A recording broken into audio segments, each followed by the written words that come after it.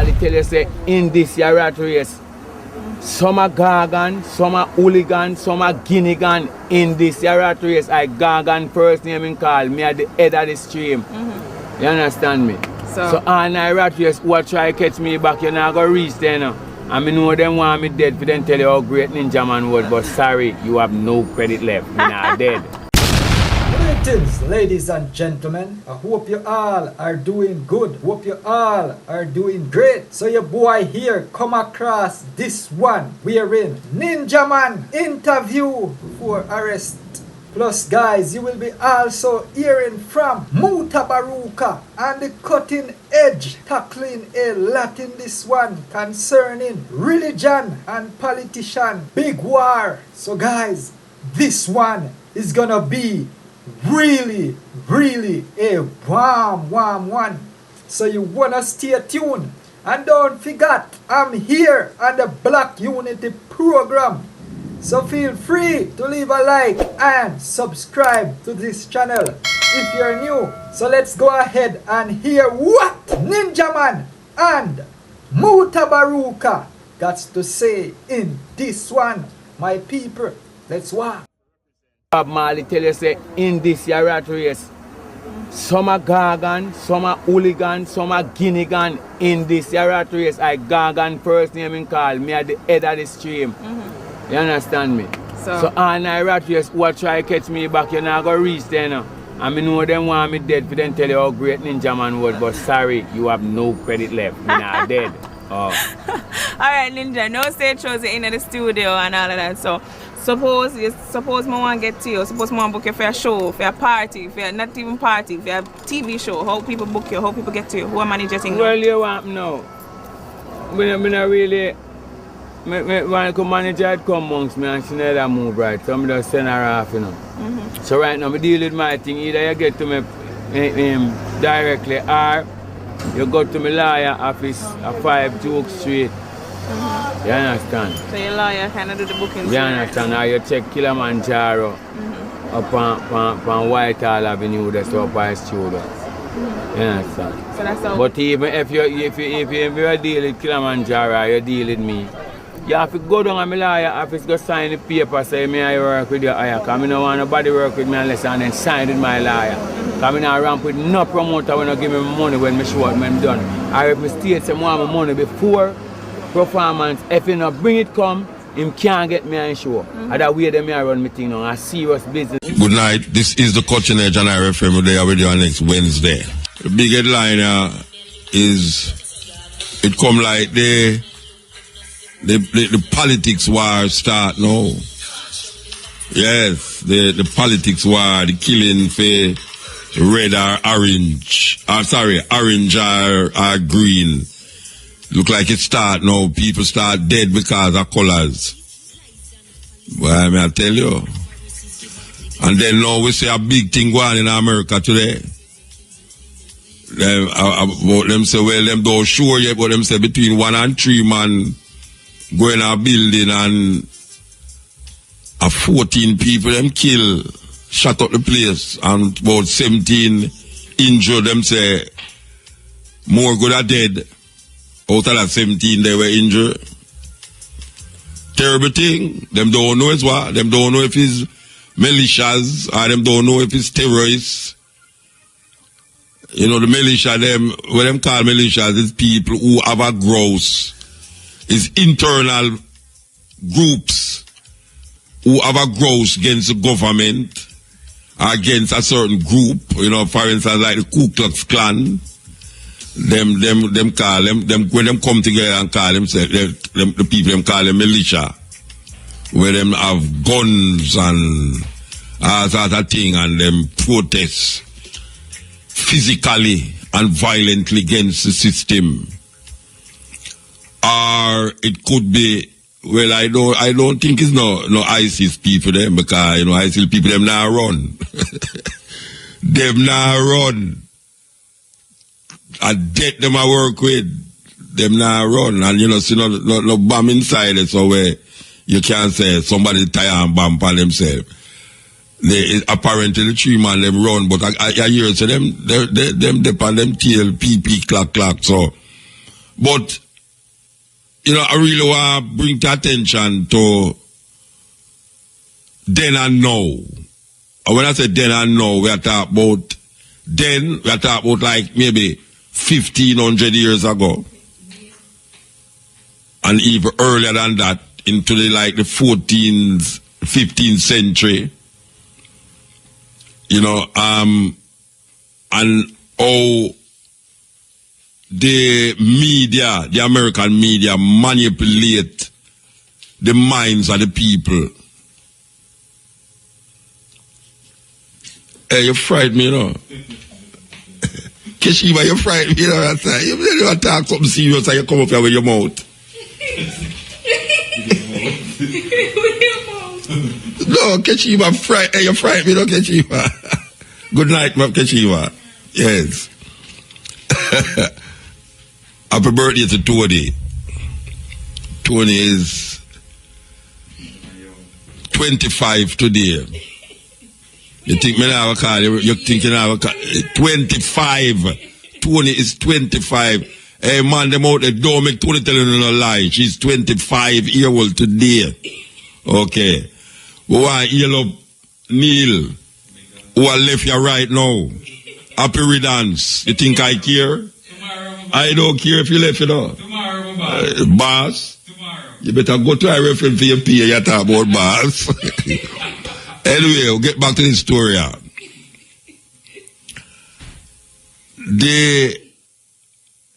The war where America said them a fight against terrorism. Remember Bush proclaimed a crusade, you know. As a Christian, him proclaim a crusade, so him go into one of the most ancient countries. If you notice, a lot of people don't realize it, but most of the things them were happen in the early part of the Bible before Abraham, up to Abraham. Because we must understand, say, if you follow the story in the Bible, Abraham was an Iraqi. Iraq Abraham come from, you know. Yeah, Iraq him come from, according to it go. He was coming up from the Ur of the Chaldees.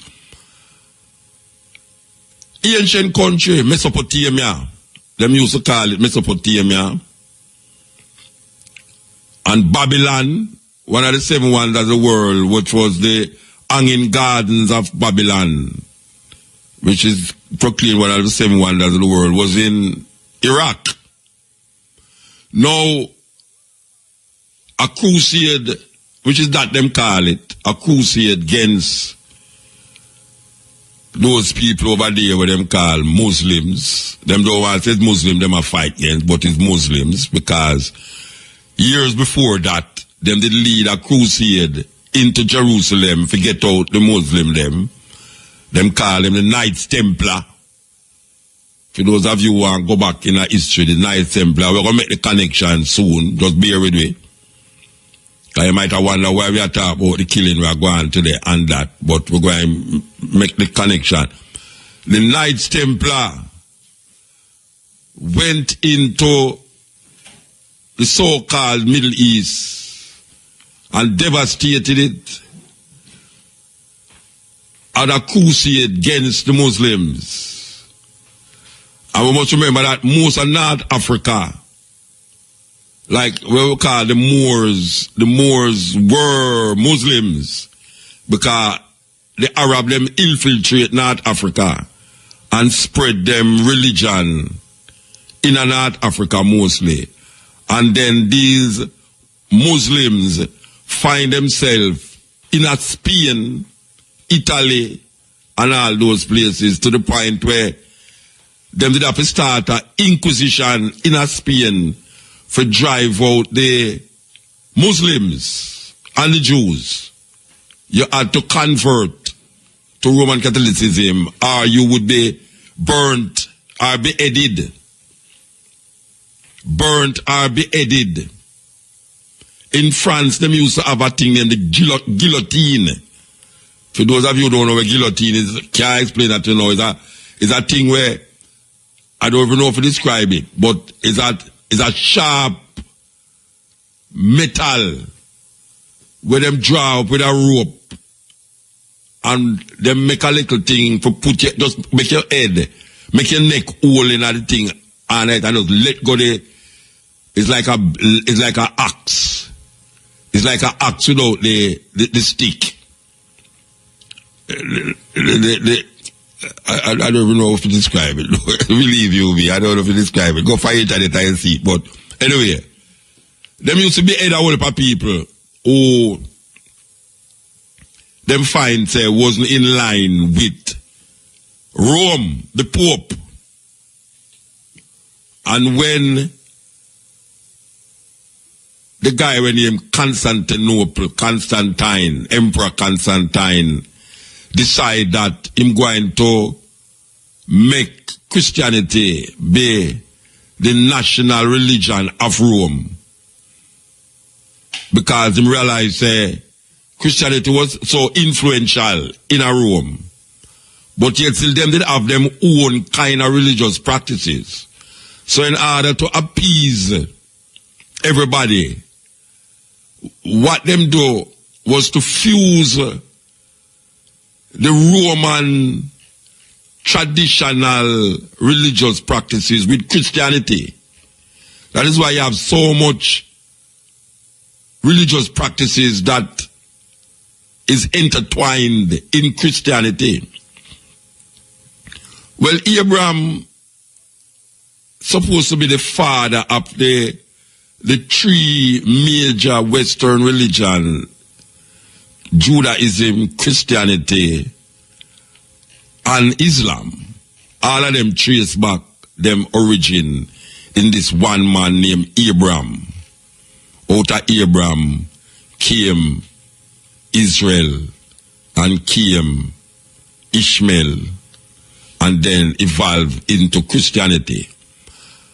And what happened is that the Christians take hold of the West because of the influence of the Pope and what them call Christendom.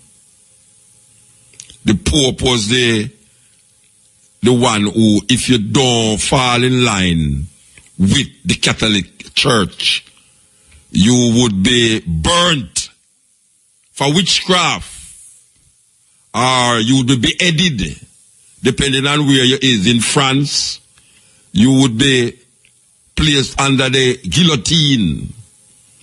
If you was in other parts of Europe, you would be burnt in the center of the square, tie up on a stake, and everybody stand up there and cheer, cheer, cheer, and watch your flesh disintegrate. This was what you call Christian people doing these things. And in the earlier, in coming up in this time now, we say America under a Christian prime president invade a country that was much, much older and more ancient than any America, and drop bombs and kill the people them and create havoc in the country that there's no country anymore. The country is now overrun by what them now call terrorists. But guess what now? The terrorists them claim so them is Muslims, Islams. So here we are confronted again with the same old story. Christianity and Islam. What we see taking place now amongst this extremist group called themselves ISIL is that they are doing what the Christians used to do in Europe to people who them claim say is not a for them ilk. Where them say, if you don't in line with them form of Islam, them going to behead you or do any other thing, evil thing. Because evil thing that them want to do. So what we see is that Christianity and Islam, the two major religions them right now in the West here, has been going on so for centuries. Killing each other, murdering each other in the name of the Lord. Terrible thing. Terrible thing. Now we see some guys come, chop up people. Today we see a guy without any mask on his head. You know, them say them kill Jihad, John or whatsoever his name now, where them show a guy to their bed, a Russian. Him not have no mask. And him attacking a Russian and I tell them, say, watch you know, you see on a Russian, we're going to kill everyone on the sun and everybody who them on the killing and the bombing them and I defend Assad. These are people who is doing these things according to them in the name of God. What me say? Them are do these things in the name of God. More people dead in wars in the Western world here in the name of God than in any other name on earth.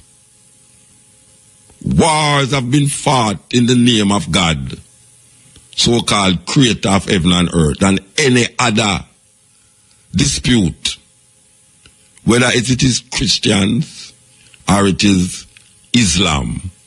They are contending for world supremacy. We're going to come forward. Yeah, so we're going to talk about Christianity and Islam and how Christianity and Islam devastate the whole place with them war and to see who going to rule the world in the name of them God. One say Allah, one say God. And then you have the next one will say Yahweh, which is the Jew, them that. But when you look on the evolution of this chop off head and burn at the stake thing, there's a man named James.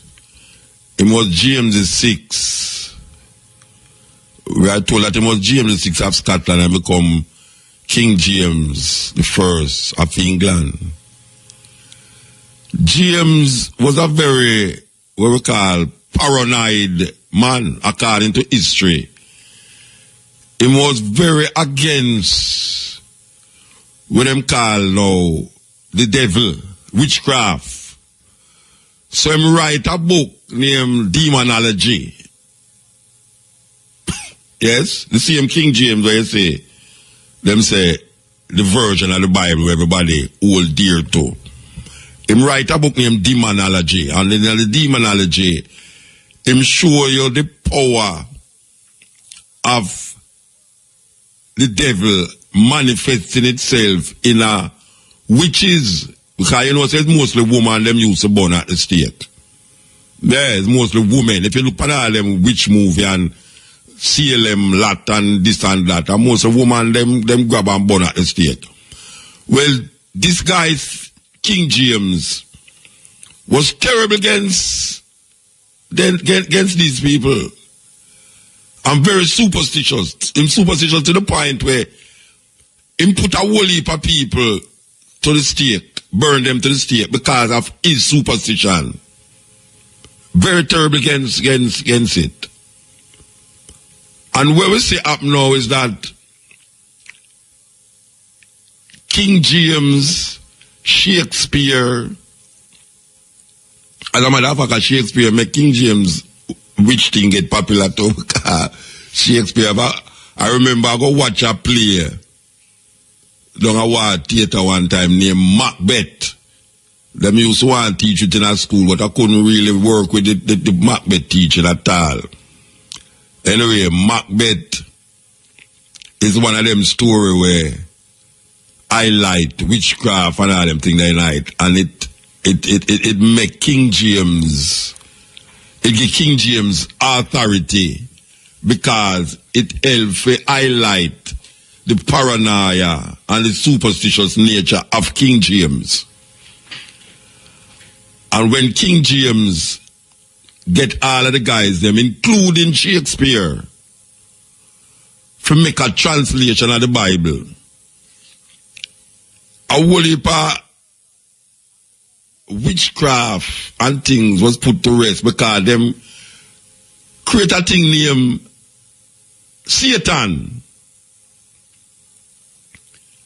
Satan is a new construct in the whole scheme of wrong and right. You know, so if everything is good, therefore nothing is good.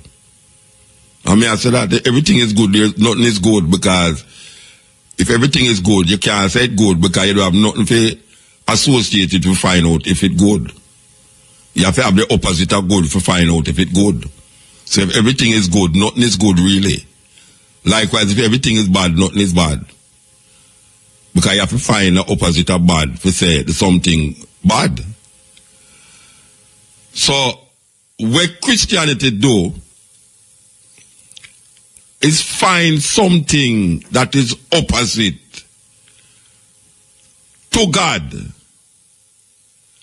You have people who have them thinking already about wickedness and cruel and evilness, you know, like long before Christianity, long before you did have, you know, in the same place what we call Iran, Iraq, them places they create opposites.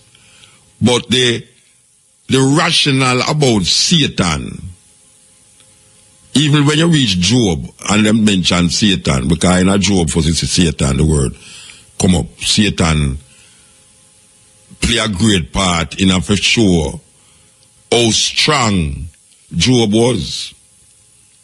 And that story now symbolize a certain faith in God, that even though this man got through all a certain things, it symbolize how him faith stronger than the desires of the world.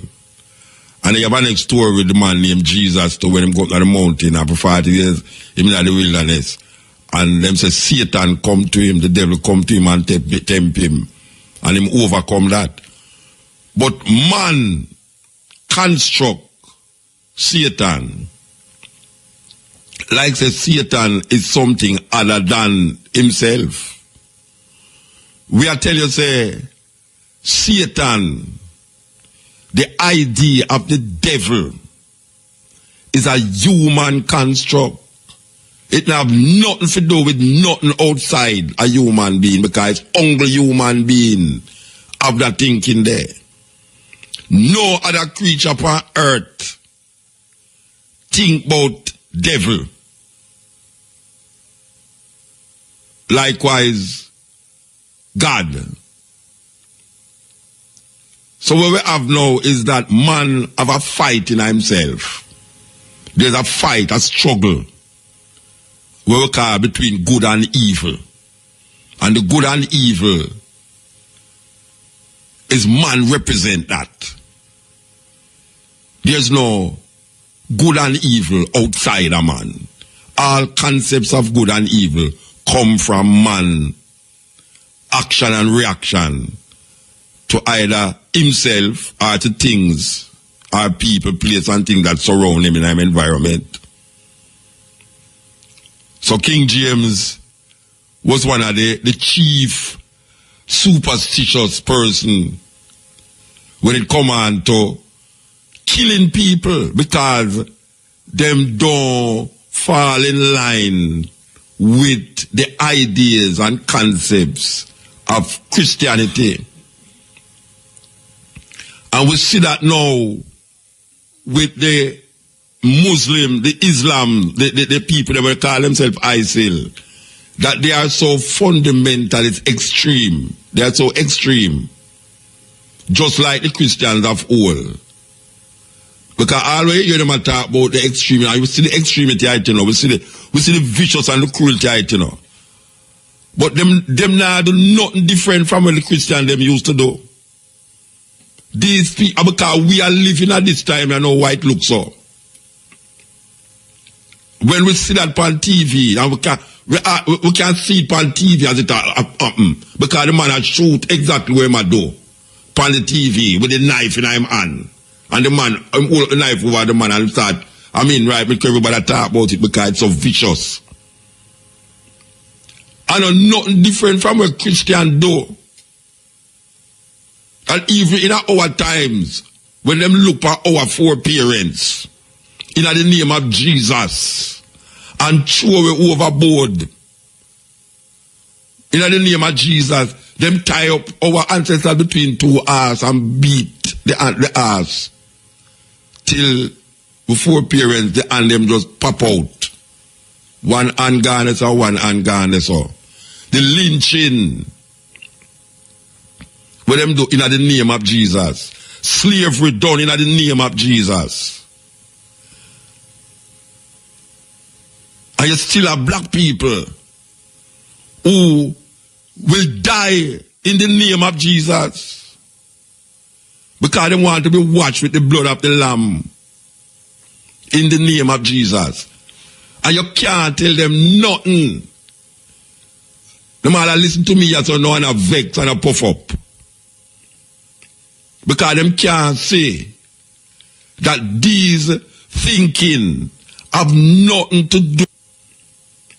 Because them can't say that these thinking have nothing to do with an external force that is deciding that if you do this, you're going to burn. And if you do this, you're going to get a gold shoes. If you do this, your head going to get cut off. Or if you do this, you're going to get 72 virgin in heaven. It has nothing to do with nothing outside of human being. It's human being that is deciding these things for other human beings. And if you don't fall in line, them blow up themselves and blow up 100 people. Them put bomb in a plane and bring down plane. Them take armies and go in other people's country and kill people in the name of Allah, in the name of Jesus. So you saw it go now, that these people, is them create the politics, you know. It's them create politics. That's why I get scared when me hear the Prime Minister say, shall wait upon the master to touch her, because me I get scared now. Me I get scared when me hear the Prime Minister say, shall wait upon the master and to touch her. Because what else will the master do that will inspire her or influence her to do? Because I have seen, and history can bear me out, that whenever people wait on the master to decide, make them have a decision. We see what go on in Syria now. We see where the Americans them go in Iraq go do, in the name of God. We see where the crusade do, and it go on and on and on and on and on because the master touch them. Mama P, you have me scared, Rasta. You have me scared when me hear Prime Minister say, them are wait for the hand of God. The master. Can me understand where that do in a history? We have to learn from history, you know. If we don't learn from history, we go and repeat it. We have to learn from it.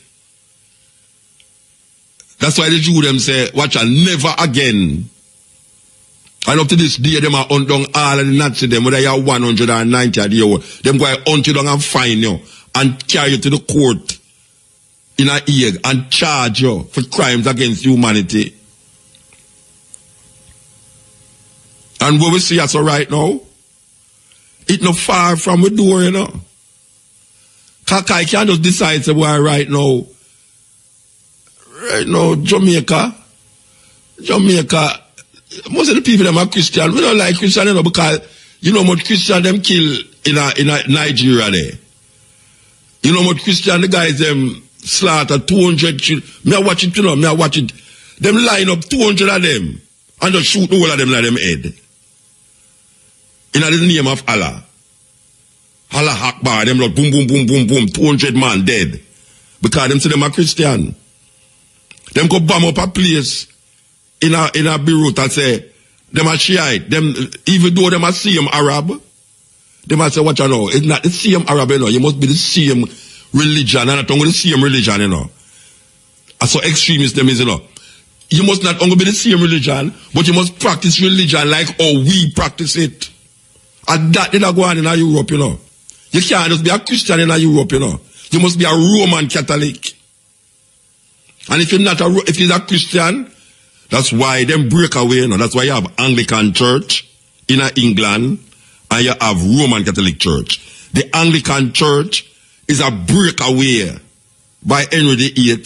We keep repeating the same thing. We then break away, Henry VIII break away and farm your own thing. Anglican Church. Because I realized, boy, I didn't want to marry to him, concubine, and couldn't get married to her because the Pope said, no, and say, hey, well, me want to marry to her, you know, so you want to know, me don't know more Roman Catholic, you know. Me just go farm my Anglican. So the Anglican Church become the Church of England. And where them say, the royal house must not married to a Roman Catholic. A Christian, them do this, you know. If you is a Christian, it's all right. But you know, you have to practice the same kind of Christianity when you practice. Then that's when them the little daughter. The little daughter down at the school. She was 17, you know. I mean, she was Jehovah's Witness, you know. But them say Jehovah's Witness because them pass through Jehovah's Witness. The church, the school say, look here, you can't hold a big position on that, so you know. You have to, even though Jehovah's Witness are Christian, but you have to be the same kind of Christian like we. And that's right there, you know. You have to be the same kind of Christian like we. It no matter, you could have worship God and have pray to God a little more. And as Jesus Christ you deal. If you don't talk about Jesus Christ like how we talk about Jesus Christ, we know nothing with you. And at that the Muslim them say, the Islamic people them say, the ISIL people them say, watch out. Me I worship a certain way. You see, if you not did that way there, you could have ball out Allah barley when me kill you same way. It's not a new phenomenon going on, you know. It's just that now the Christian them now do it. That you can't see it. But them are do it still. Them are do it still. The way the Ku Klux Klan is. The Ku Klux Klan is that set of man who feels them are Christian, you know. We say, them don't like homosexuals, them don't like blacks, and them don't like Jews. And what happen? Them pray every day. Them pray every day. Them is Christian. And them will kill you. Them not like black people. Them feel that black people are not human being. It's like Hitler. Hitler never come with no religion, but Hitler decides to watch out. You see me, you know?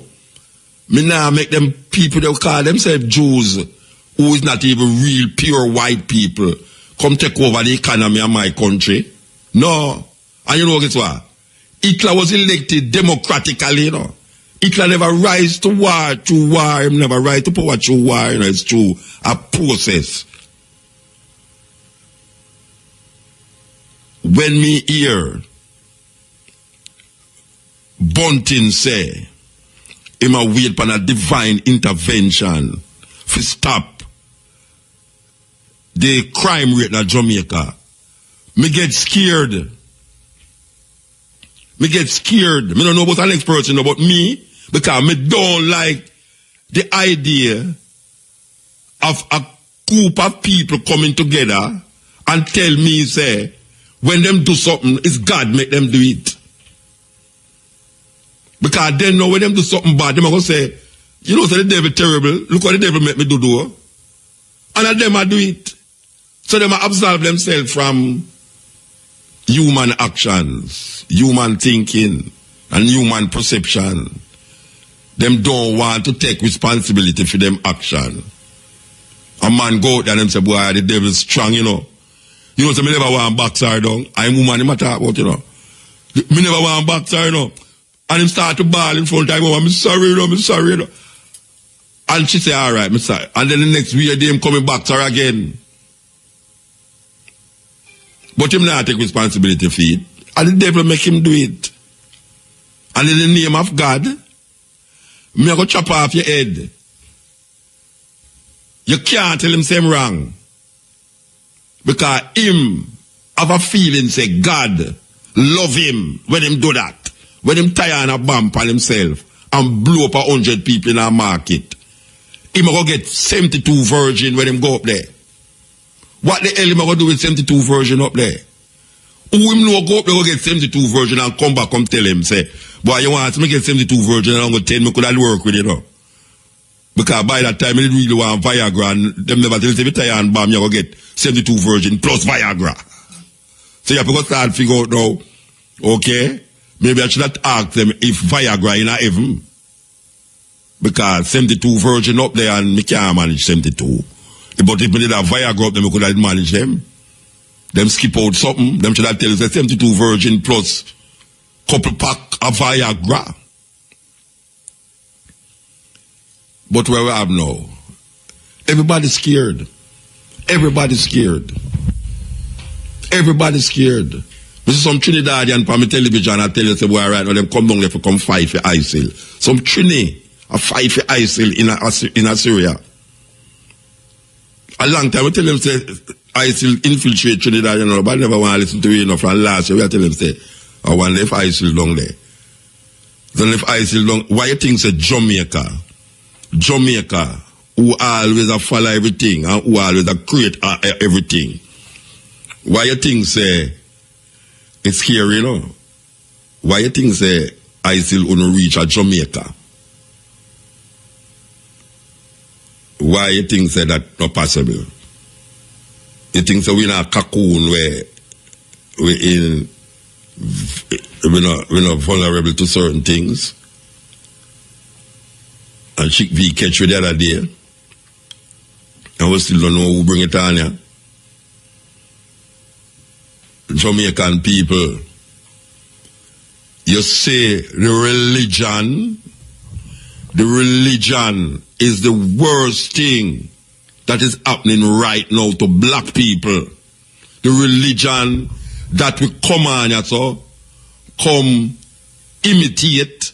The religion we come on here, so come put in our thinking, our consciousness, and feel it will help you and save you. And a years now it there and it not do nothing for you. It not do nothing for you. Now we see politics. Now we see guys now. Where would it hopes and everybody that go happen? We see it start up now. Where casualties is now there.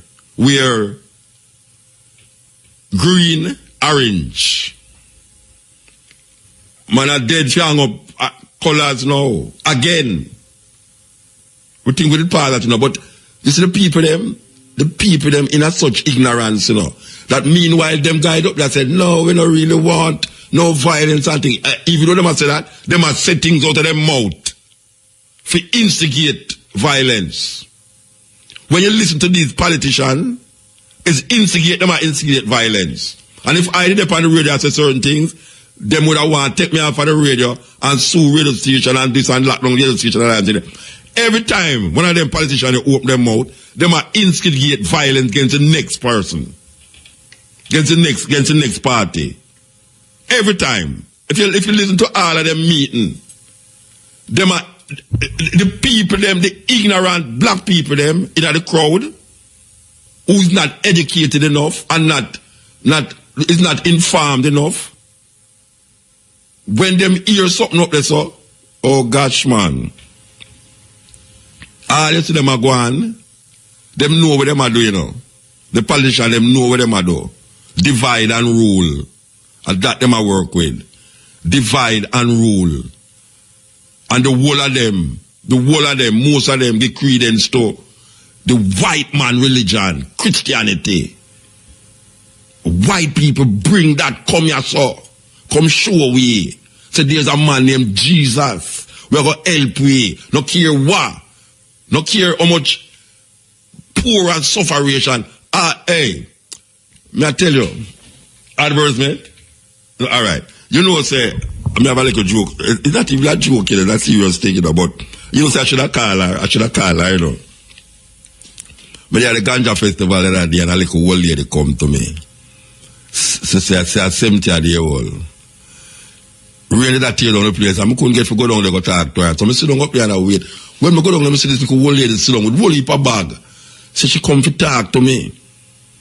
So she said to me, you know, say, I come to talk to you because I think you can help me. So I said, what? She said she used to sell ganja. Long time she used to smuggle ganja from Westmoreland to Kingston, go sell ganja at Kingston. She said, yeah man, she and her son used to plant ganja. But them science our son. So I said, what do you mean science our son? This is your son. She said, well, a Dr. Montego Bay, them kill our son. So I said, what do you mean the Dr. Montego Bay kill your son? She said, well,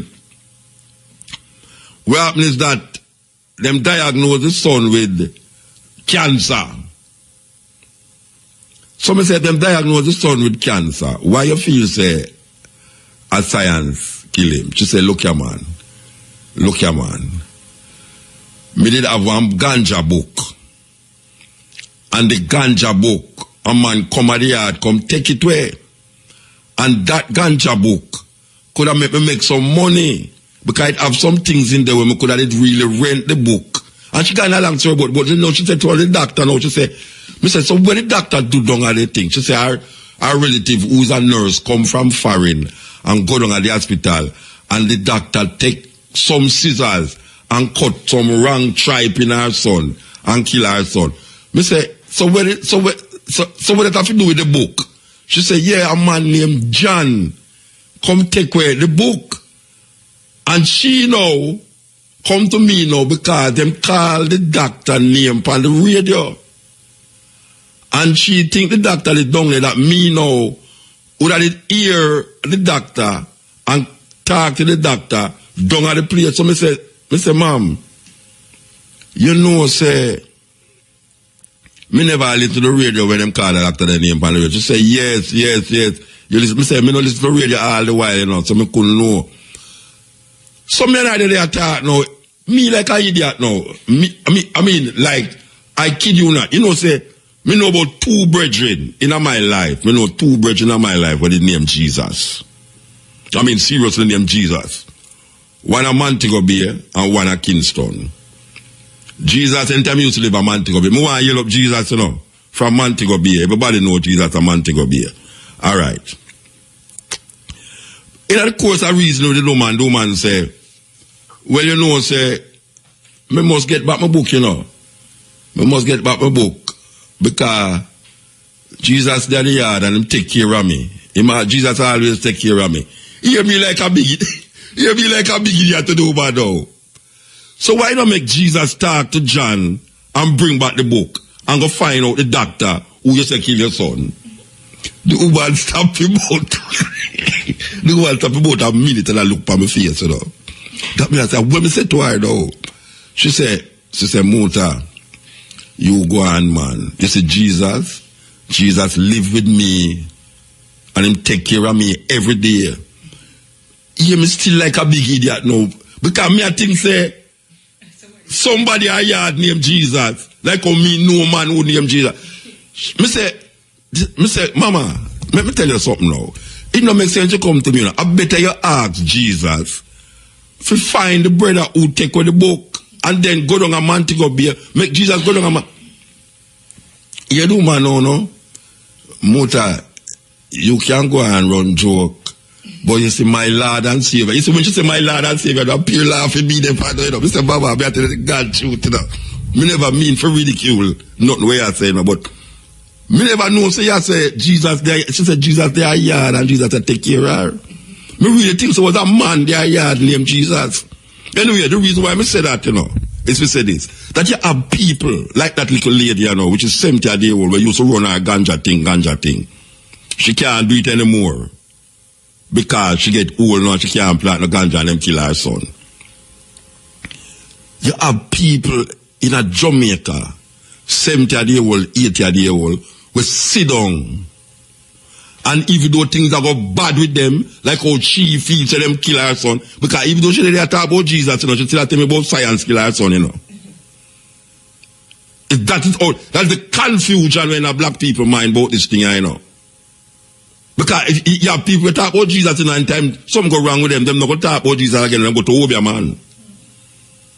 Bully for people in Jamaica have more faith in the Obia man than faith in Jesus when things gone bad with them, you know. Because them, you take them out of Africa, but you don't take Africa out of them, you know. So even though them get, it's like a Santeria. It's like Santeria hold them, you know, where the Santeria use European Christian images for mask on them altar. Them have like the cross, crucifix and all them thing there.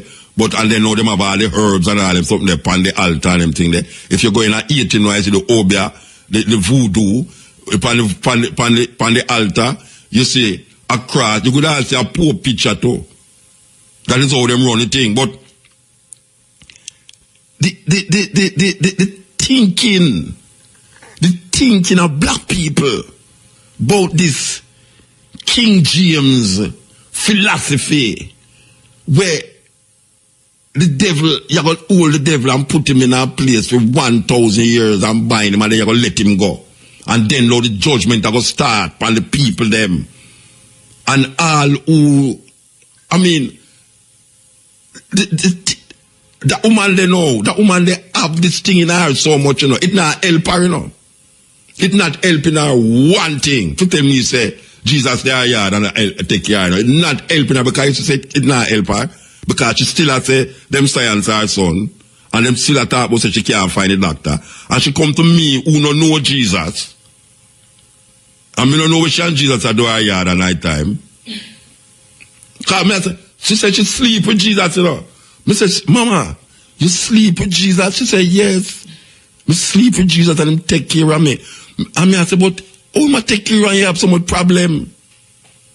Oh, you cannot sleep with a man where, I mean, me and I have some deep reason about Jesus, you know, and it's long after me I go realize, say, and Jesus Christ she talk about. I mean, say, how can we in a this thinking for how much years now, in and out of the thinking, and with grandparents them come and believe in it, and them just dead, poor, and we are things say, well, you know, the riches of the world is nothing. We have to really prepare for the next life. Which next life we not talk about? Which next life? And then them say when I tell you the wages of sin is death. The wages of sin is death and the gift of God is eternal life. And them I tell you that, you know, them I read King James Bible and I tell you these things, you know. And when you look on the poverty-stricken Jamaican black people, and you're looking at the crowd, when the politician them with them green cloth, and the politician them with them orange cloth, hold up them hand, and I say, power TLP, PNP, we're looking at the crowd, appear poor people. Poor people that have no house, them not own no business, them not own no house. Some of them can't even I mean, them clothes look weird, them not no teeth, and them mouth. I mean, it's some terrible looking people you look on, you know, black people. Hold on these people. And then you hear the Prime Minister come tell you, say, she never tell us that she called no election. Who tell us me telling us, me here upon the TV. I did not tell anybody that I was calling. What a terrible people them. Told you never hear what she said. Yeah. She said, I tell you to say I call an election. Who no hear me utter in my mouth say me I call no election this year. And you know what? It's true she talk. Yeah. It's true she talking. She never tell nobody. So she call no election this year. But guess what? Them prepare to call the election until something happen between them have to draw back. But even though she never tell nobody, the signs and wonders was there. So when them really tell you know, say, oh no idiot, is a Damian Crawford effect catch your people them. Yes. It's a Damian Crawford effect. PNP use for the people that when them talk about. I never call no election. I never told them to call election. But guess what? I'm going to behave like me I call election. I trick the people them. It's a terrible thing. Terrible thing. Terrible thing. And now we see the people them a kill one another. Kill one another. Again. How long black people are going to sit down and make politician and preacher have in this quagmire of nastiness, this quagmire of cruelty, and then turn around and talk about Satan and devil and devil and devil. No devil not do nothing round here. And I that them want telling us that the people them have devil, the people them no devil not doing nothing round here. And the people them are turned against themselves because them get influenced by politician and preacher. The politician them right now, the preacher them on Sunday, devastate them thinking and them consciousness. May I tell you, man, it's evil, man, evil. And we see it spread now. We see it spread. Because them ISIL people there, in the name of freedom God and politics, I kill people, I behead people. And we see that happen years ago, 400 years ago, 500 years ago, in Europe. And we see them go to Africa, go kill whole heap of African in the name of Jesus. And then bring away Anya in the name of Jesus. And when we go to Ghana, we see the two churches in front of the dungeon. And our ancestors, women, naked in a dungeon with no window, and on top of that, the people them a keep church service. Oh gosh, man. Them stand up on the slave ship and underneath the ship, in the bow of the ship, them pack with ancestors like sardine, and on top of the ship, them have opened them Bible. And I thank God for the bounty that them get. Oh gosh, man. Adhere to it. Them don't adhere to it. Them start war in the name of them things. Black people now left them country and go to them country go start no war. Every day, black people learn to kill black people. Other people kill everybody else, including black people. Black people kill black people. They have a place named Chicago, them call it now Chirac. A Chirac, them call Chicago now. The way Chirac stay as I know is that the amount of people who are gun killing are going in Iraq, Chirac, Chicago. We are going out. And mostly black people are doing it. And then when you look on the police killing them in America, black people are get dead by white people are kill them. Most of the youth them are dead from police killing, and white people kill them. Black people. And when you look on Jamaica in the top 5 most murderous countries in the world. And who are kill black people? No, black people. Black people are kill black people. White people are kill black people. Arab are kill black people. Arab are kill white people. White people are kill Arab. And everybody are kill black people. I tell you. Including black people. You cannot imagine that. White people are kill black people, Arab are kill black people. I mean, all Chinese are kill black people, but Chinese are kill black people in a more underground little way. You understand? But everybody are kill black people, even black people are kill black people. But we don't kill nobody because we're religious. We're religious. We're very religious. You know what I'm saying? It's a terrible thing. Terrible thing. Tell you, man, the youth has said the right thing. The youth has said the right thing. Believe you me. And we say, I mean, how much more? I mean, we see the thing in front of we. And we see the thing now work. And we keep on doing the same thing the same way all the while and expect to get a different result. We need to do something different. Return to our ancestral legacy. Redefine ourselves. Get out of them way of seeing the world. not because them decide the logics, it means it must be logical for you. Because we realize all of them thinking is to sustain them. So what am to we? How long African people are going to fight African people for where white people teach them? We are going to go to heaven. We're going to heaven. Meanwhile, black people are waiting for go to heaven. Them are inherit everything on the earth and a thief the land, take away the land from where, and I build up them this and I build up them that. If the world is not going to end, how come the man look forward for new things and new ideas to make life? Man, I'm a plan for y'all go to Mars and all them way there. In case anything happen to the earth, them can't go back, them can't go to Mars because them say it look like life can't sustain on Mars and all. Meanwhile, we down here so I wait for go to heaven and I talk about the next. When we're dead, what's going to happen? How the hell we are talking about when we're dead? What happened to this life? It's a terrible thing, you know. It's a terrible thing. It's like a man that talk about two head better than one. And if two head better than one, that means God don't know what him to that do. If you make man with one head.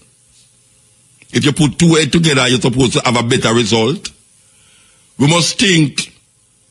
Man that talk about sunrise and sunset and the earth, the four corners of the earth. And them are impose for them understanding pan we and we sup it in without even think. When them talk about four corners of the earth, how them get four corners? Because them think that the world is flat. We know that the world is flat. But we still maintain this talk. Just like how we say we are West Indian.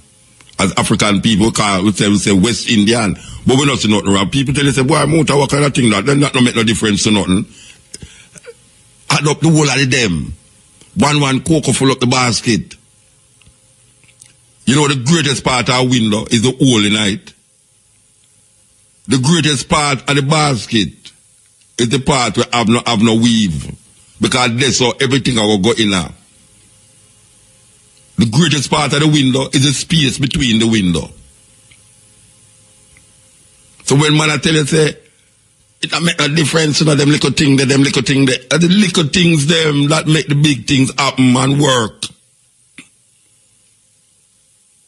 The little things make the big things happen and work.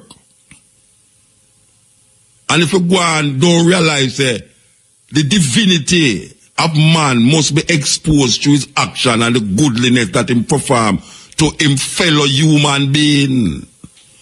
That is the divinity where man should all look for and expose. You must expose the divinity in you. Because that is where you have your brains. You have your brains. And you hear Tracy Chapman say, all that we have is our soul. I'm going to play a tune later. But I want to go forward with this Satan concept and the idea of this Satan. After we go round and go round, we're going to come right round to this now. So I want you to take a listen to this documentary here. Because we're going to try to find a documentary in the little archives where we have for really coincide or put together with all the events where we say take place around here now, with the ISIL thing, with the invasion of Iraq, with the guys them we just get we shut up the place today. That's a normal thing now in America. Common thing in America right now. The enemy within. The enemy within. When they thought that the enemy was outside, is the enemy within. Which part I think the divinity there is within you. Which part I think the badness there and the cruelty and the wickedness there are inner you it there. Which part I think the love and the harmony and the peace we all are searching. Which part I think it that inner you. So just like how America look for enemies outside of them, when them look, them see it inside of them. So they have to confront the enemy within. You have to confront the devil within. There's no human devil. There's no human form. There is no human form. That is the devil. The only human that form in the devil is the mind of human beings constructing good and constructing bad in order to maintain whether good or bad in them environment that them live in. Our perception is defined by where we are from and where we are and how we perceive and construct things in the environment. So we either draw from other people or we look into our minds and brains and evaluate for ourselves what is what and what is not, without just sucking everything where people say to you or where people don't want to say to you. So when you hear about devil, you start to say devil, everybody a devil and everybody a Satan and all them things, and people who don't follow what you are say, you say them a pagan, them a heathen, them a devil, them a this, that, all sort of thing. So, we try to find the documentary, we find the documentary. So, listen, and listen well to the story that this documentary have to tell. Wait there. Okay? We'll wait for it out. Well, go on, so. All right.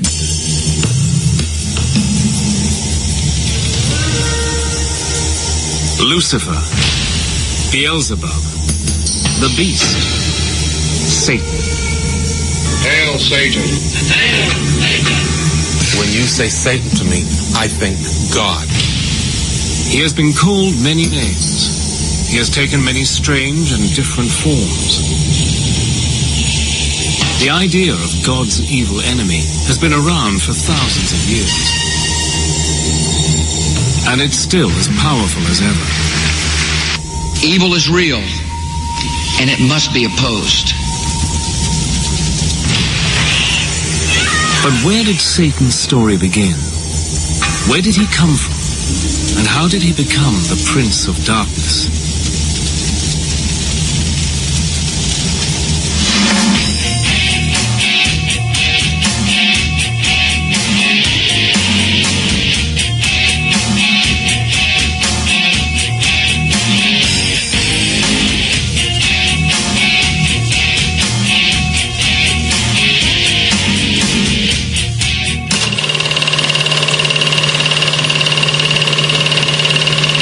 More than 3,000 years ago, in the deserts and pasture lands of the Middle East, unknown hands wrote the earliest chapters of the Hebrew Bible.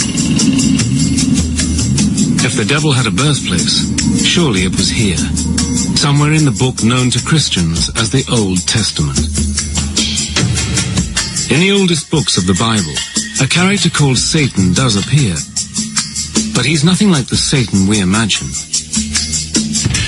When we read the Old Testament, we find that from time to time there is this strange dark figure who pops up called the Satan. And the word the Satan is actually a title. The word means the accuser. And to begin with, it seems that the Satan is one of the angels or attendants in the heavenly court.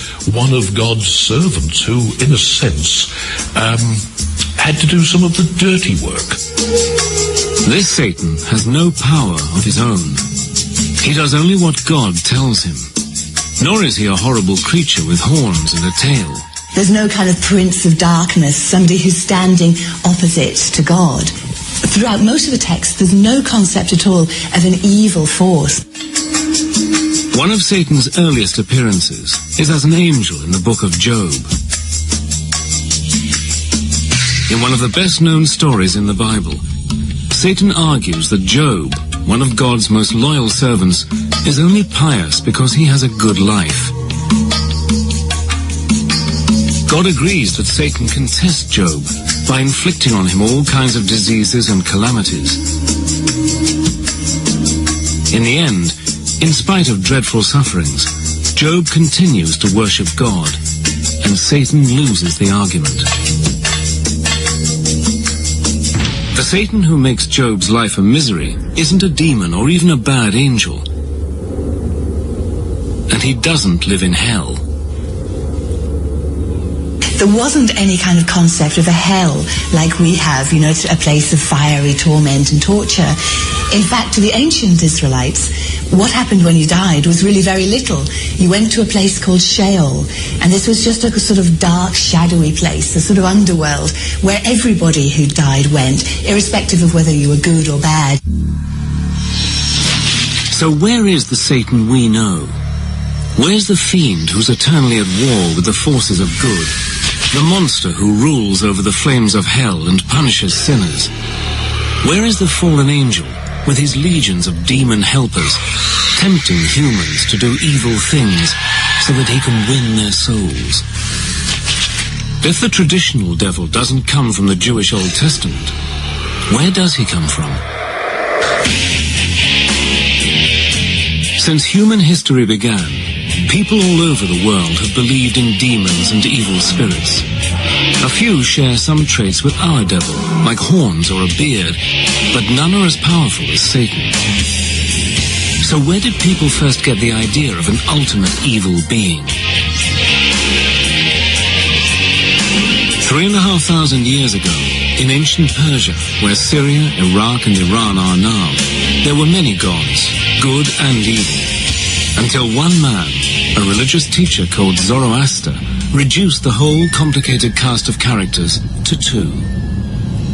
Zoroaster is a revolutionary, primarily because he, in one sense, personifies these ethical categories into a good god, Ahura Mazda, and a bad god, Ahriman. And this is an extremely potent idea, and one which forms the basis for later conceptions of dualistic thought. In other words, the separation between good and evil. The good god is the all-knowing Ahura Mazda, the god of light and order.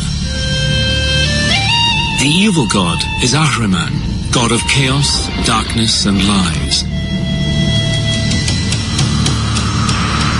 In Zoroaster's teachings, the universe is a battlefield between the gods of good and evil, and every person on earth must take sides. After death, good people are rewarded in heaven, while sinners are punished in a dark and gloomy hell. It is one of those ultimate, rather attractive kinds of dualism, that this life is a struggle between good and evil, therefore choose good, between light and darkness, therefore choose light. Under the powerful Persian emperor Darius the Great, the teachings of Zoroaster become the official religion of the Persian Empire, an empire which includes the lands of Israel. The new Persian ideas about good and evil soon find their way into the Jewish scriptures. So we get a clear demarcation of what we would call Jewish ideas, okay, and we can spot the Zoroastrian ideas in the Old Testament. They are there, notions of heaven and hell, okay. The beginning of actually seeing the devil personified as the fierce opponent of God.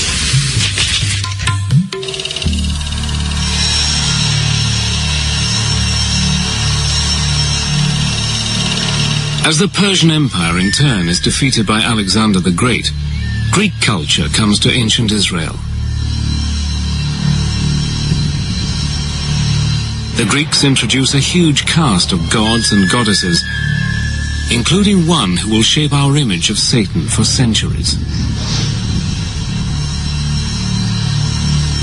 Hades has a black face or black beard.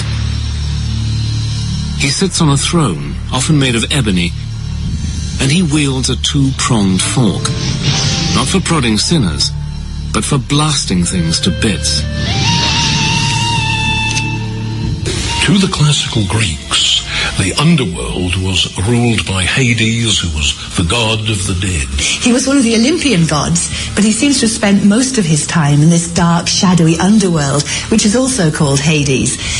Now, he wasn't a very nice character. He seems to have been very morbid and morose, and nobody really liked him. None of the gods liked him, and certainly no humans liked him. Hades wasn't very likable, but he wasn't evil either. In fact, the ancient Greeks see Hades as a god of justice. They believe that when people die, they go to Hades, and he decides whether they go to a place of happiness or a place of misery. As ruler of the world underground, Hades is also the god of wealth and abundance. In a dim memory of Hades, people have believed for centuries that the devil can make you rich. As well as the brooding character of Hades, the Greeks give the world another familiar ingredient of the devil's story. In a famous myth, Zeus, the greatest of the gods, defeats the winged serpent Typhon and throws him down to Tartarus, the lowest region of the underworld. Over the following centuries, the myth grows into the story of how the angel Satan rebels against God and is thrown out of heaven with all his followers. Satan's allies, the fallen angels, become his legion of demons.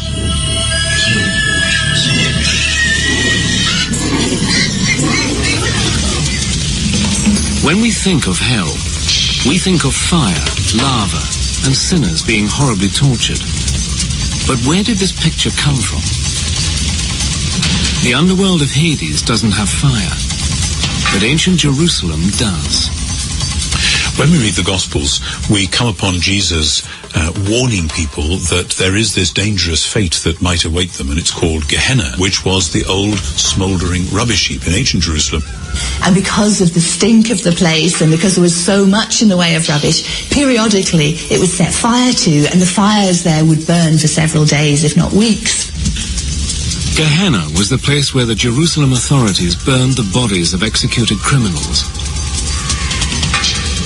Over time, the place came to stand for something supernatural, a spiritual fate that would await the wicked at the end of time. Gehenna was the inspiration for the terrors of hell.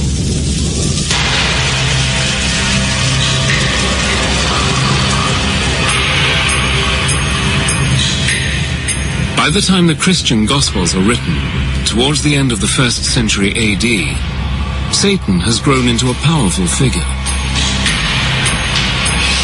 By now, Jewish lands are ruled by the mighty Roman Empire. It was a time when the Romans were hated bitterly. To many Jews and Christians persecuted by Rome, Satan is the evil force behind Caesar's throne. In the New Testament book of Revelation, the writer gives Satan one of his most mysterious names, the Beast, 666. The Beast could refer to the Roman Emperor himself. The author of Revelation says that the beast has a human number and it's 666. Now this has traditionally been seen as a reference to the Emperor Nero, and that's because if you take Nero Caesar in Aramaic and count up the numerical values of those letters, it comes to 666.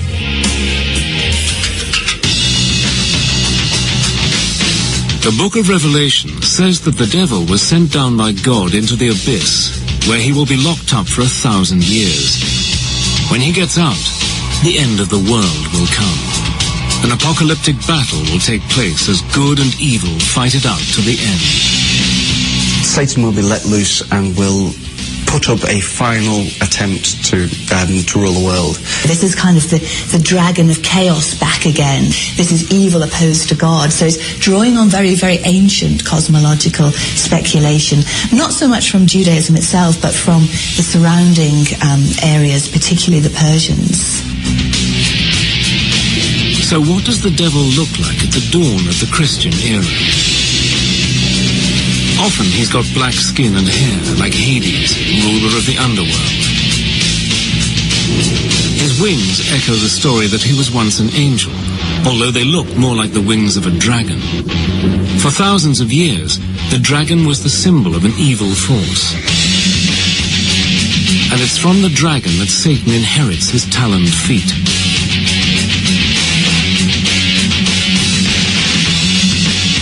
When Satan isn't being a dragon, he's a snake.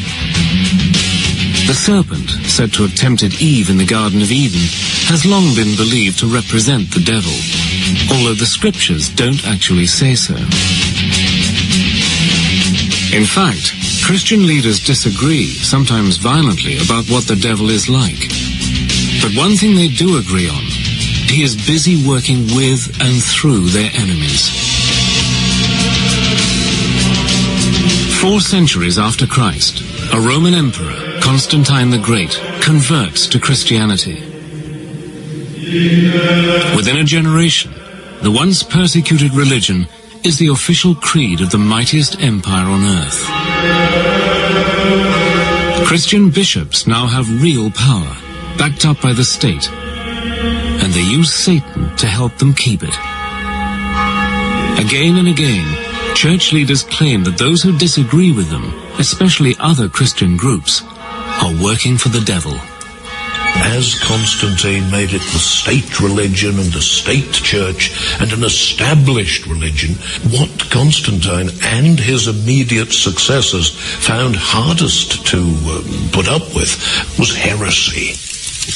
Catholic theologians would have said that because heretics didn't believe the correct Catholic faith, they must be worshipping the evil one instead, God's enemy. The logic is relentless. It's us and them. If you're not with the church and the empire, you're with Satan. It's a short step for the church to demand that heretics be put to death. The first executions come 450 years after Christ. Over the following centuries, the numbers of people killed for supposedly working for Satan grows to many tens, possibly hundreds of thousands. Under the protection of the Roman Empire, the Christian religion grows quickly. But the bishops worry that the pagan gods are far too popular. Thousands of Romans still pray to the winged goddess Fortuna, the bringer of luck. But the most popular pagan god of all is Pan. Christian leaders see him as a serious threat who must be discredited. Let's think of the case of Pan and in Arcadia, and he becomes a sort of demon, whereas he was actually a very benign god of music and happiness. In Arcadia, and he becomes a sort of demon, whereas he was actually a very benign god of music and happiness and lovemaking, and altogether to be admired, but becomes a goat-legged demon satire in the later Christianized versions of it. Satan now adopts Pan's best-known features. He becomes an ugly, leering beast with horns on his head. His body is hairy, and he has Pan's cloven hooves, although sometimes he keeps the taloned feet of the ancient dragon. So outlandish has he become that he often has a second face on his belly. One of the greatest thinkers of the early Christian church is St. Augustine. Augustine is keen to show that the old nature gods are dangerous demons. According to Augustine, male demons called incubi appear to women at night and seduce them. Even more disturbing for Augustine, saintly men could be visited in their beds by female demons called succubi and forced to do sinful things against their will. When, during the long dark hours, their frustrated minds produced all sorts of sexual visions and erotic pictures, and they had to expel these from their minds. And thought, well, how on earth could this have come into my pious, celibate mind? It isn't me. This is an entity. This is something downright evil.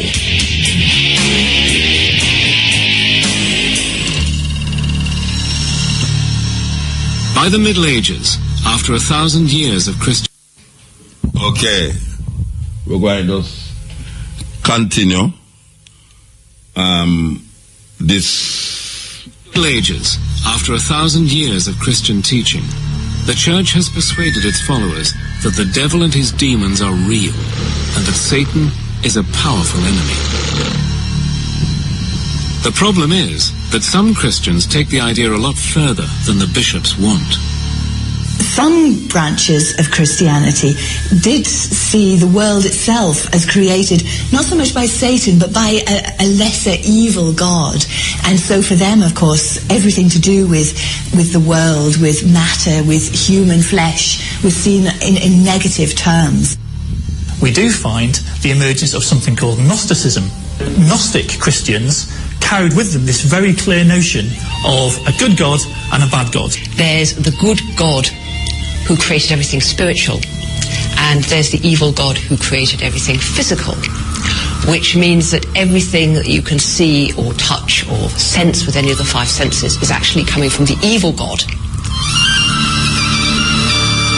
One group which is taking enthusiastically to the Gnostic idea of good and evil is the Cathars of southern France. To the Cathars, all material possessions are evil and belong to the devil. For a church now wealthy and powerful, this is an uncomfortable, even dangerous teaching. The common people loved and admired them, called them les bonhommes, because they were healers. When the Cathars went around doing Catharist, then you were actually in league with Satan. Brothers and sisters, this is Charlie. The church was to question God. Pope Innocent III announced a crusade against the Cathars. He tried to convert them back to Catholicism. That hadn't worked. The only thing he could do now was kill them. The crusade against the Cathars, launched in 1209, turns into a brutal 45-year war. At least 100,000 people die, partly for saying that Satan is even more powerful than the church says he is.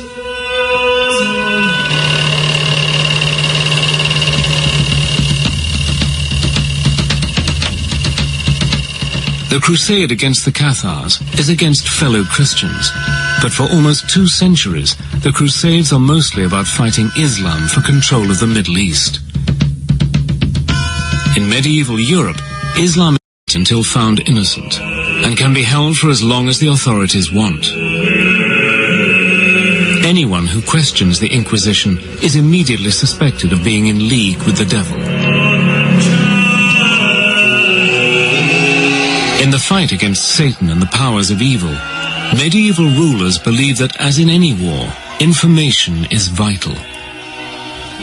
Up till now, the Church has not officially allowed Christians to be tortured, although torturing Jews and Muslims is acceptable.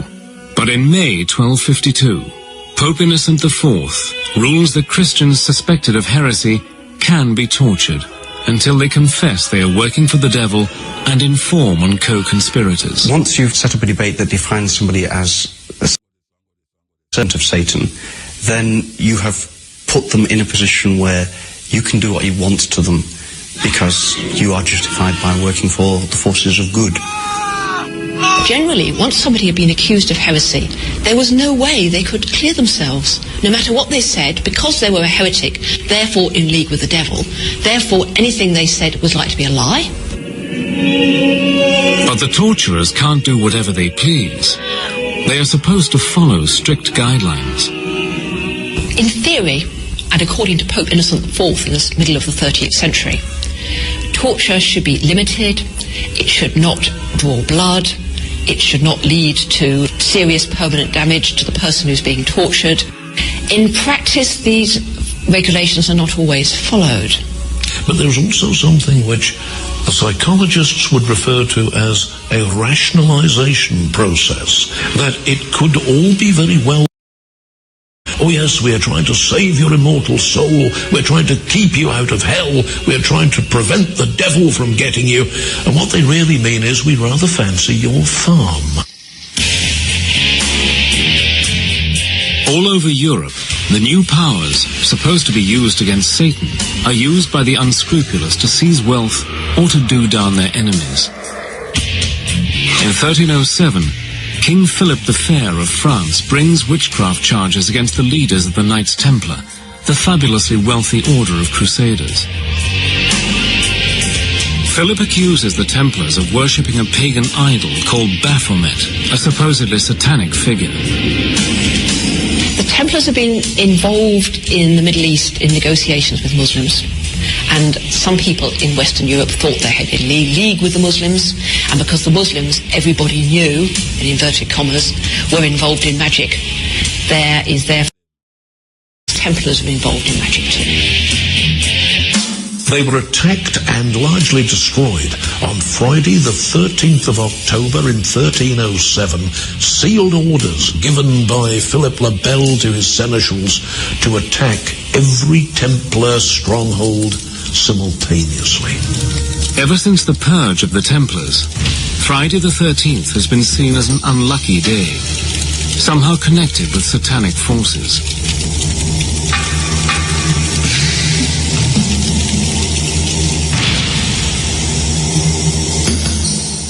In 1320, the war against Satan is wound up another notch.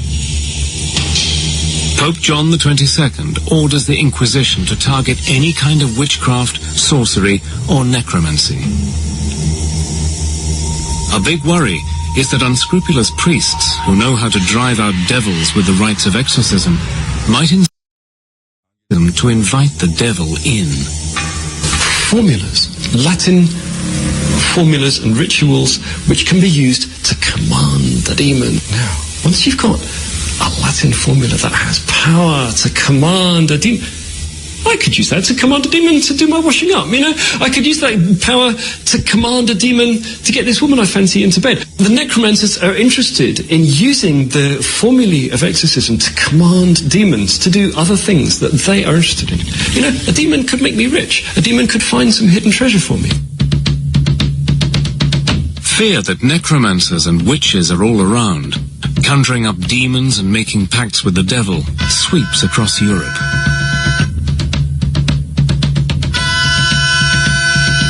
One of the first cases investigated by the Inquisition is in the Irish city of Kilkenny. In 1324, in a dispute, one of the richest women in the town, Dame Alice Catala, is accused of witchcraft, heresy, and of having a demon lover called Robin. Alice Catala, a landowner in Kilkenny who had several husbands, so her stepchildren brought a charge against her that she'd poisoned her previous husbands in order to obtain the land, and she'd poisoned or killed them otherwise through witchcraft. Alice manages to escape to England. Her unfortunate servant, Petronella, is tortured and burned at the stake. The campaign against necromancers, sorcerers, and witches lasts 300 years and kills between 60,000 and 300,000 people. The vast majority of the victims are women. Women more prone to the devil, more likely to sin, more likely to be led astray. They were also thought to be less intellectual than men. Women were seen as closer to animals. And part of this was that they were more susceptible to temptation, that they were more easily seduced by material gratification. As the Inquisition goes about its grisly business, rounding up suspects and interrogating them, many clerics and lay people worry that it's all guesswork. Perhaps they're missing even more witches than they're finding. But how can you tell who is one of Satan's helpers? What you need is a standard test. In 1486, two German Dominican monks publish a textbook for inquisitors called Malleus Maleficarum, the Hammer of Witches. The book can catch-22. Not only is witchcraft heresy, not believing in witches is heresy as well. The Malleus Maleficarum was the manual, the how to get rid of all these demonic fleas that had infested a human being. It was a book of what witches were, what witches did. Malleus Maleficarum tells the Inquisitor everything he needs to know. Witches have the mark of Satan on their bodies, a birthmark or a wart. They can fly by rubbing magical herbs on their skin. And they gather at Satan-worshipping ceremonies called Sabbaths. At these, they celebrate a twisted version of the Christian Mass, kissing the devil's rear end in a blasphemous act of homage. Certainly there was a fear at that time, which was why Malleus Maleficarum sold so many through so many editions and is still in print. 30 years after Malleus Maleficarum was written, Martin Luther leads the Protestant Reformation, splitting the Christian Church in two. Each faction, Protestant and Catholic, claims the other is in league with the evil one. Both sides use Malleus Maleficarum to find Satanists, and not just in order to destroy them. Witch hunting is a kind of scientific quest. The idea is, if you can understand witches and the devil, you can fight them. The whole business of witch hunting is almost a sort of intellectual research project. I need to gather a bit more data about, what demons do. So I'm going to interrogate a few more witches to get a bit more data, and then I'm going to write it up in my book. The cutting edge of scientific inquiry. Right across Europe, hysteria about Satan sweeps Protestant and Catholic countries alike. In Scotland, James VI, one of the best educated kings in Europe, is so caught up in the craze, he writes a book about the devil and witchcraft. Called Demonology, James' book sets out to prove that Satan-worshipping witches are everywhere, and that they are the gravest threat to the security of the state. He surrounded himself with advisors, and mainly religious advisors, who would protect him from the demons that he feared so much. He saw it everywhere. Well, James was certainly quite militant about this. He thought he was fighting a war. Even as James leads the fight against the devil and the forces of evil, is helping James to keep his crown. James can always point to the figure of Satan and say, if it weren't for me, look who would be ruling in my place. Although this is quite frightening, it's also in a way quite gratifying for James. One of the witches who was interrogated was asked, why is the devil attacking our king?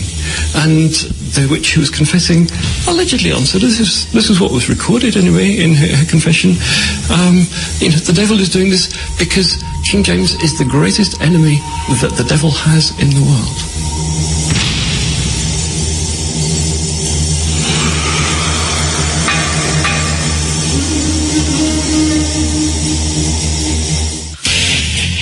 When the New World of the Americas is colonized by Europeans, the devil travels with them.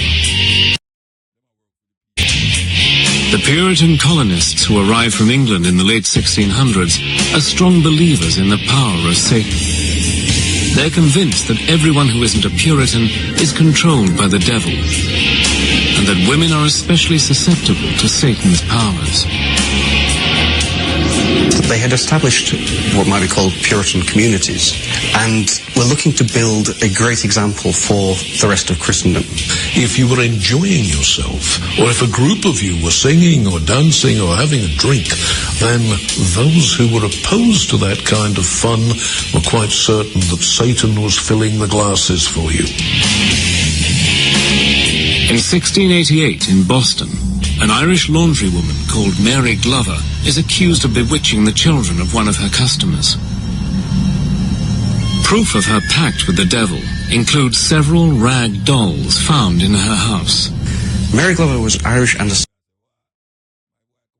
first language was Gaelic, and one of the tests to prove that you weren't a witch was to speak the Lord's Prayer. The linguistic difficulties meant that she couldn't speak the Lord's Prayer without, as they saw it, blaspheming. She was hanged as a witch in 1688.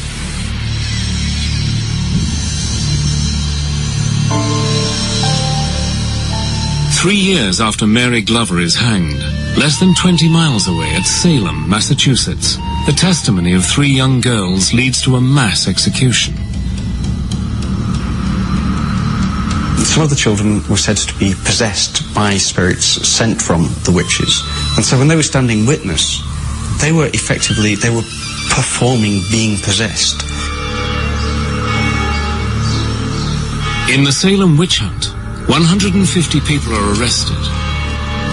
19 men and women are hung or 17 others die in prison. In an ironic twist to the story, the Salem jury later apologized, blaming the devil for their mistake.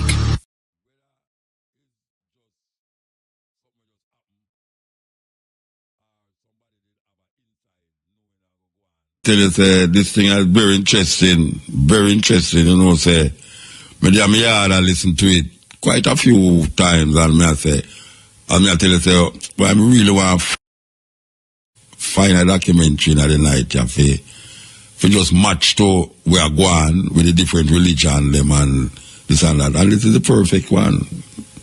The issue of Satan, the devil. That is what it named, the issue of Satan, the devil. Very, very, as it connect to now, it's a very interesting thing. Apologize, blaming the devil for their mistake.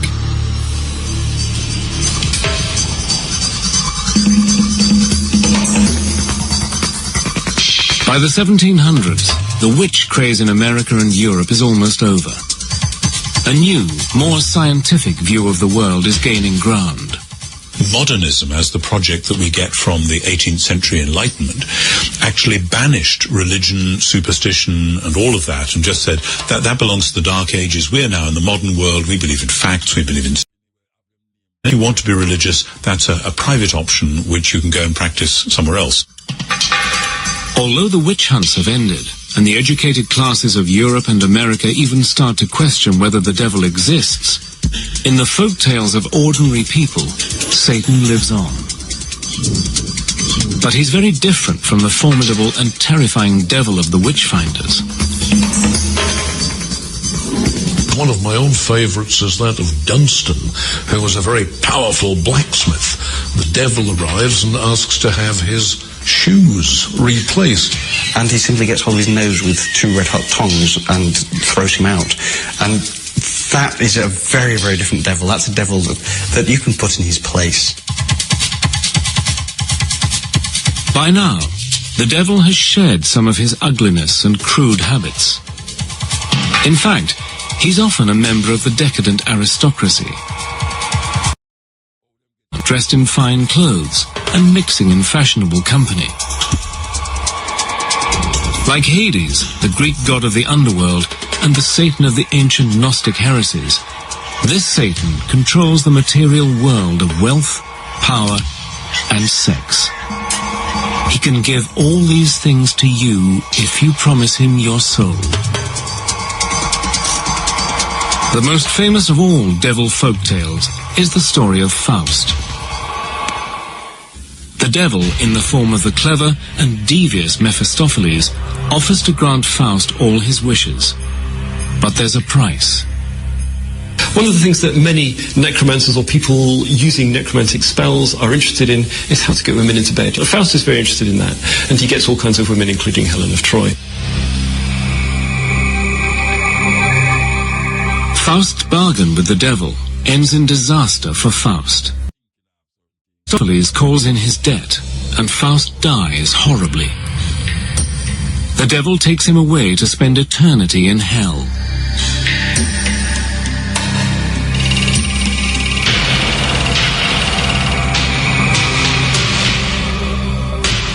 As the power of religion fades, and the age of popes and kings gives way to the age of revolution and democracy, a new devil arrives on the scene. This devil is utterly different from the treacherous fiend of Christian tradition. He is a tragic and lonely figure, a hero battling against tyrannical authority in the shape of a cruel and overbearing god.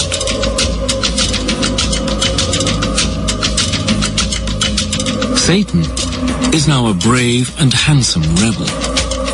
And so you get the kind of romantic view of Satan as not really a villain, but the opposite of that. Satan is a good guy who's challenging the boss. In the age of Romanticism, we find the poets, particularly like Byron, creating a Byronic hero who is somehow dark and sinister and has a past. And so, far from being something to shun and something to fear, the devil is admired.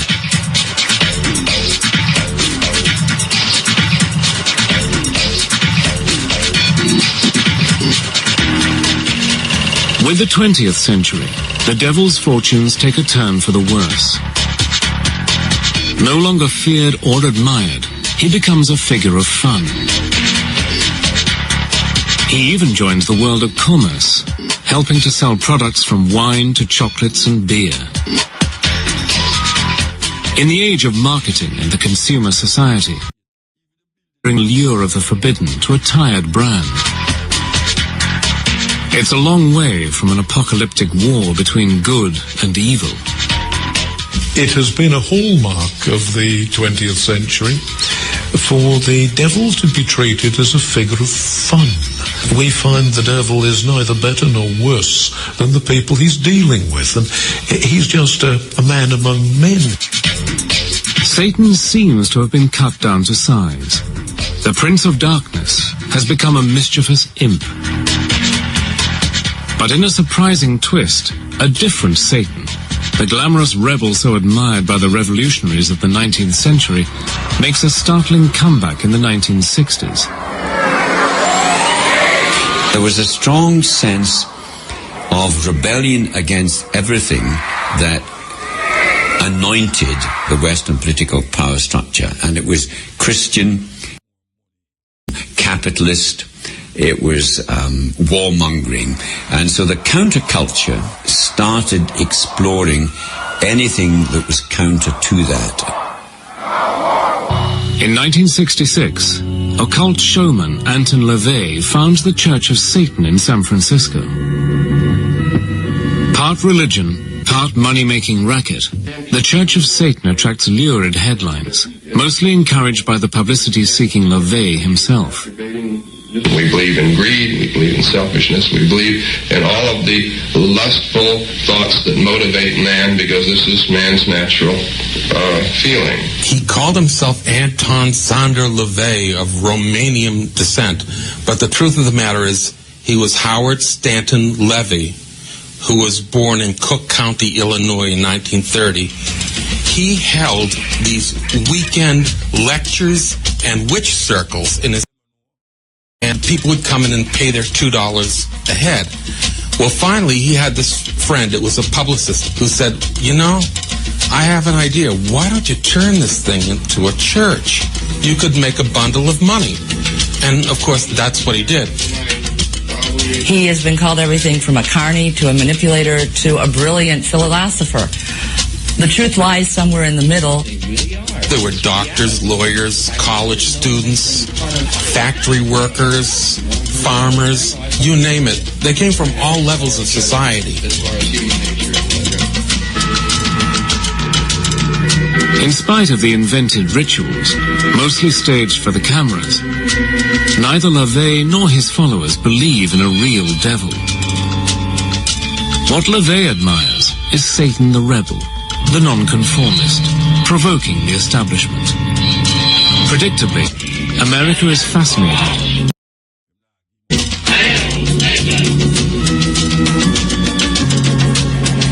In 1967, the 60s fascination with the occult, spearheaded by LaVey's Church of Satan, gets a powerful boost from Hollywood.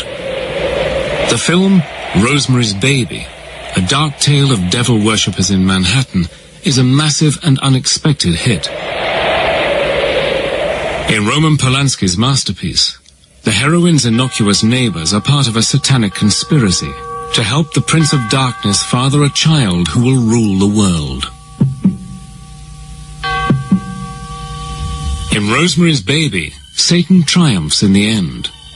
But the Christian backlash to the story comes in the 1973 blockbuster The Exorcist. This time, the devil, who has possessed a young girl, is defeated by the forces of good in the shape of two priests. The old belief that women are especially susceptible to satanic influence is revived 2 centuries after the Salem witch trials. We would be seriously in error if we were to underestimate the power of Hollywood. I think the biggest impact was probably around the time of The Exorcist. I know many people I've talked to about the movie, especially those raised in a Christian household, who are very frightened by it, very upset.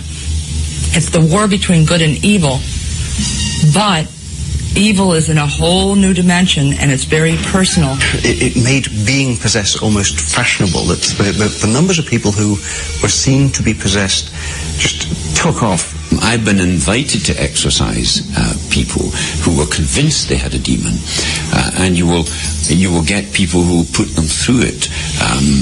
And it can be very violent and very dramatic and very expressive, but it can really flip someone into serious. Hollywood's discovery that fortunes can be made with stories of possession and devil worship stokes the fires of a paranoia that has lain dormant since the days of the witch trials. In the 1980s, stories about a vast conspiracy of organized Satanists sweep the media. Known as the Satanic Panic, Christian groups allege mass satanic abuse of children and tens of thousands of kidnappings. Part of the Satanic Panic started with accusations of satanic ritual abuse. Groups of people who declared themselves as Satanists were believed to be taking people and children and damaging them. There were all kinds of dark suggestions about children disappearing and about child sacrifice and ritual murder. Although hundreds of people are arrested and imprisoned, when the finally launches a full-scale investigation in the United States, it concludes that the satanic abuse allegations are all groundless.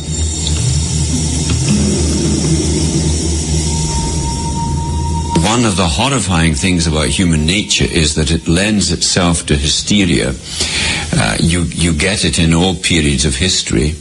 I think you get it much more virulently nowadays because one of the most potent instruments for spreading hysteria is the modern telecommunications industry. If members of satanic religions mostly don't believe in a supernatural devil and don't pray to Satan, what does the devil represent? Some Satanists claim the devil stands for a spirit of change. A lot of people are frightened by the term Satanism. A lot of people automatically think that Satanists are bad people. They should be no more scared of anyone else they meet. You know, what Satanism means to me is opposition and balance. Alternative thought, playing the devil's advocate. There is no good and evil. I mean, to a mouse, a cat is this horrible evil thing with fangs, but to the pet owner, the cat is heavenly. We create our own reality. That's the whole idea behind Satanism. In the United States, surveys show that almost half of Americans believe the devil is real. Even non-religious people instinctively divide the world into good and evil, the opposing principles taught by Zoroaster to the ancient Persians. If anything, recent events have made that belief even stronger. In September 2001, the massive terrorist attacks which destroyed the World Trade Center shocked America to its core. To many, it seemed as if sinister forces had gone on the offensive. It was easy to believe that this was a showdown between the forces of good and evil. To the US government and a large section of American opinion, the attacks were about much more than politics.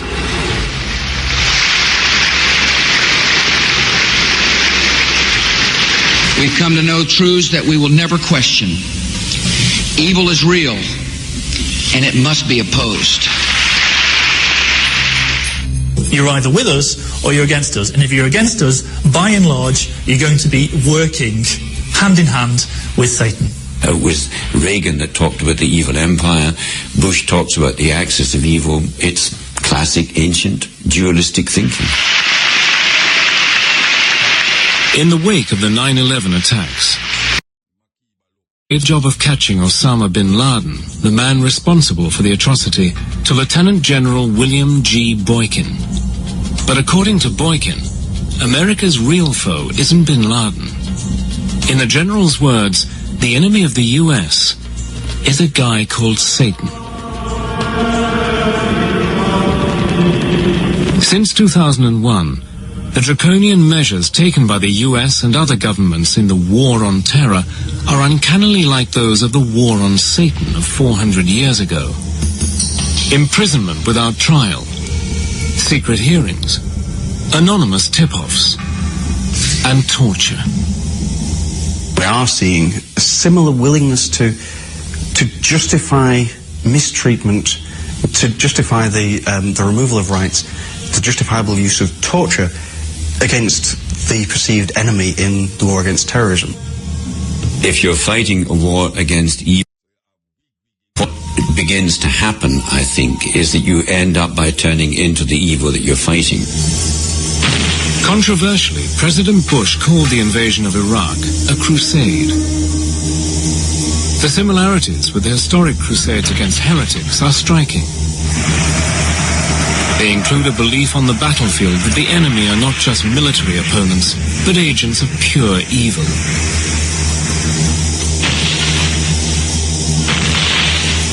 In November 2004, as US forces launch a massive attack on the Iraqi city of Fallujah, a senior Marine officer, Lieutenant Colonel Gareth Brandle, makes clear who he thinks the enemy is. The enemy has got a face. He's called Satan. He's in Fallujah. We're going to destroy it. It's embroidery, it's myth-making, it's poetry. It can be good fun, except that it evils, a human invention, but one that's rebounded on us because it's given us permission to do terrible things to each other, which is why I think that we should close hell down and finally banish the devil and get rid of him.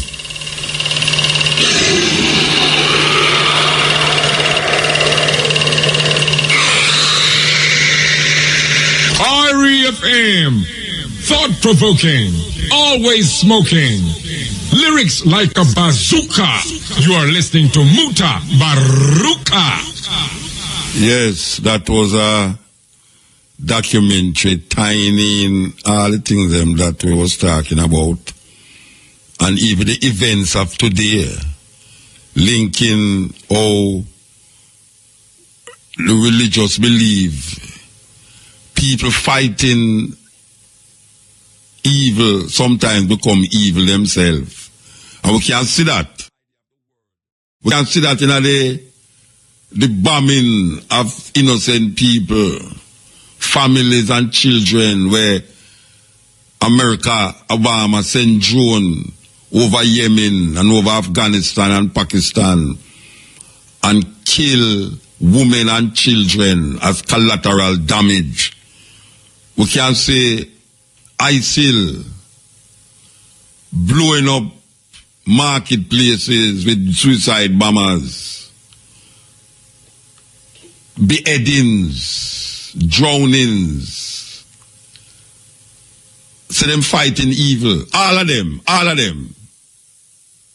The drone strike them in Afghanistan is fighting evil. The beheadings in Syria is fighting evil. The attack on Iraq, as you heard the man say a while ago, is fighting evil. All of them fighting evil. Evil. They themselves become evil. A weird thing. Very, very weird. Yeah, so the thing with it is that a whole lot of people afraid for doubt, you know. When them find themselves in a doubt situation, them get confused and perplexed. Well, you know, sometimes when you doubt, is that time you search for understanding and knowledge tripping. Because through the doubtfulness, why you're going to really examine. In this Western world, yeah, them put a thing by we name fear. The fear factor is where grab we. The fear factor is what make we don't use our brains. And the whole of we have our brains, but our brains become docile when it comes on to religion and to a little extent politics. Our brains get numbed. I think because somebody did done thing for we and put it in our thinking already. And we don't want to go against the grain. Because if we go against the grain, something going to be named fear. Fear is a big, big problem, especially amongst black people. Fear. We fear so much that we hide from ourselves many times. So my people, this one was indeed a warm one. So feel free to leave an honest comment down in the comment section. And also on own opinion. And on don't know say me dey upon the Black Unity program. So feel free to leave a like and subscribe to this channel. If you're new, big up to each and everyone. Up until then, peace out. Adios.